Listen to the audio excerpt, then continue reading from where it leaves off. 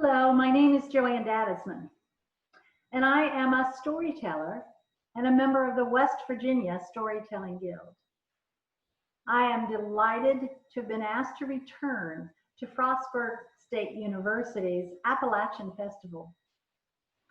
Today, I thought I would share with you two stories that mean a lot to me, and I think they have a message for us for today, even though both of them happened quite some time ago.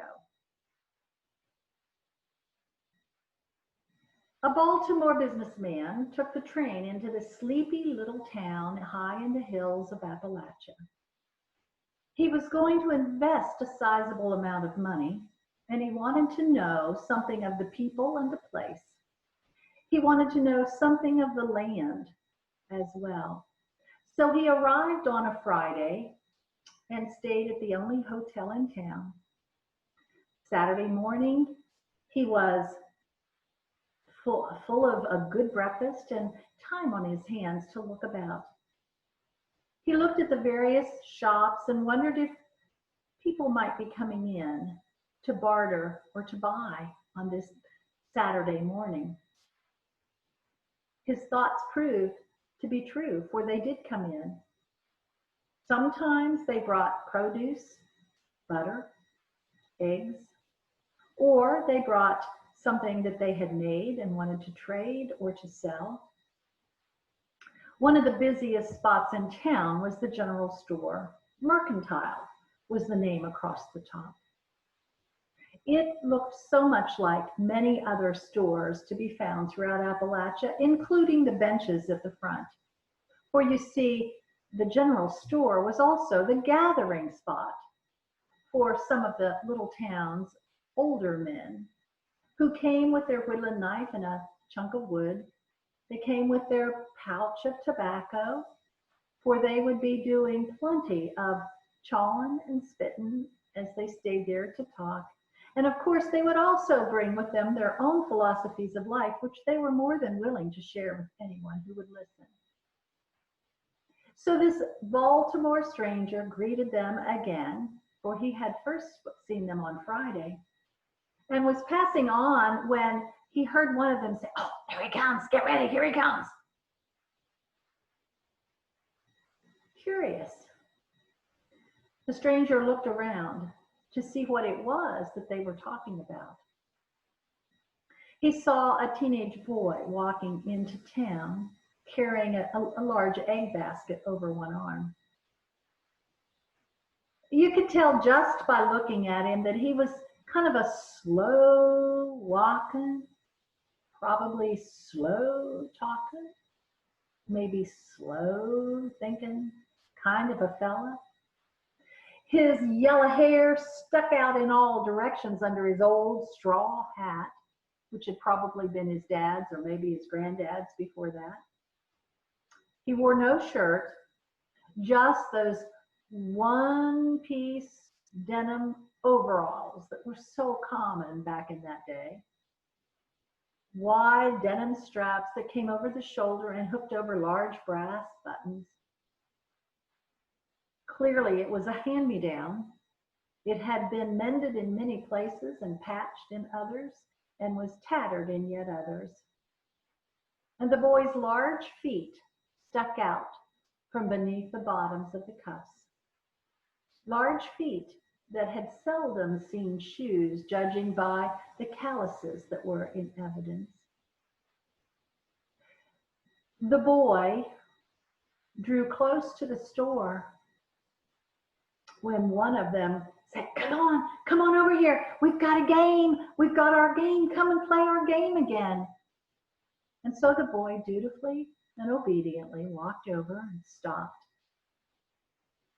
One of the men had pulled out 2 coins from his pocket. He held up this one and he said, "See, son, I've got it for you. Look here. Here's a big one. Now here's a little one." And he held up the other. It was a nickel and a dime. He said to the boy, "Now I'm going to lay these 2 on the palm of my hand," which is exactly what he did. He said, now you study them real close. You can have one of them, but you can't have them both. You can have either one you want. You can take it home with you if you want. You can spend it in the store if you want, but you can only have one of them. Well, the boy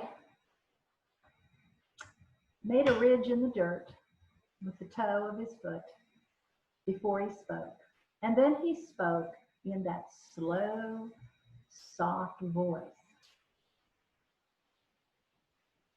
Well, I reckon I'll take the big one.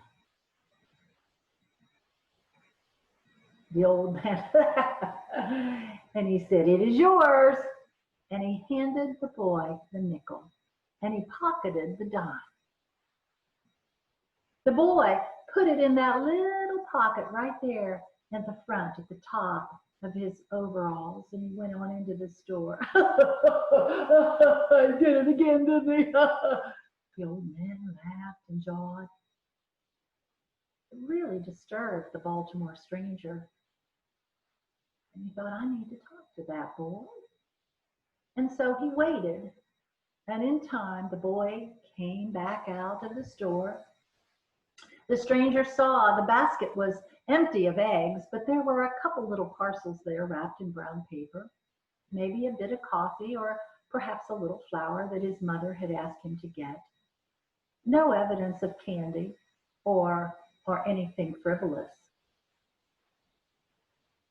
See you next Saturday, the old men said, and the boy passed on without a greeting, heading back the way he had come earlier.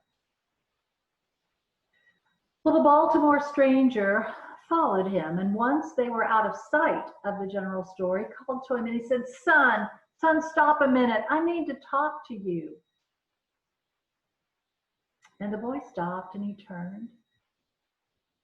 The stranger walked up to him and he said, son, from what I've seen and what I've heard, this game goes on. It's happened before. Is that right? And the boy said, yes, sir, it is right. Yes, sir, it is right. And the stranger said, but don't you know? Don't you know that the big coin that you took is a nickel? It's worth 5 cents. The little one that you did not take, but it's worth a dime. It's worth 10 cents, twice as much. Don't you know that? And for the first time, the boy raised his eyes and he looked into the face of the stranger. And he said, what I know is that if I ever take the dime, the game is over.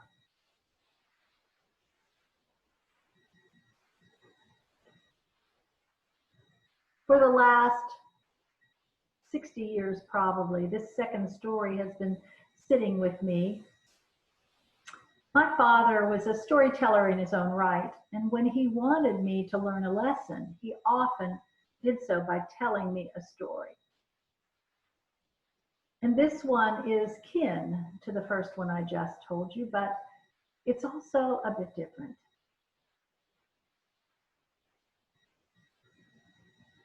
The story is set in Logan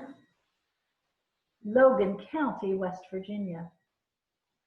And back during the days of Prohibition, life was especially hard for those who relied upon something that had become illegal. For you see, during the days of Prohibition, it was illegal to manufacture or to sell moonshine. And for those in the hills who raised corn as a cash crop, but had little way to get it to market before it would mold, and who had discovered that it could be used to make an alcoholic beverage that did not spoil, The days of prohibition were hard. They hid their stills, they hid their activities, they hid their sales in every way they could.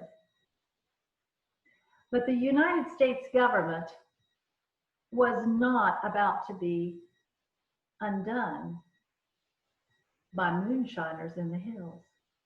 And so the Internal Revenue Service sent men into the hills of Appalachia to find the stills, to destroy them, and to arrest the moonshiners. 2 revenuers arrived in Logan, which was the county seat of Logan County. And they had come to locate the stills up in the hills and destroy them and do what they had been told to do, which was to arrest any who were involved in the manufacture or sale. The law was to be followed. When they got into town, first they began to survey the population to see who might be the weak link. For after all, they were the strangers. And they were coming in town to do something that would not have been popular. They looked at the men, young and old. They looked at the women, both young and old, and decided that they would not be the weak link. They would have to seek out someone else. Who was left?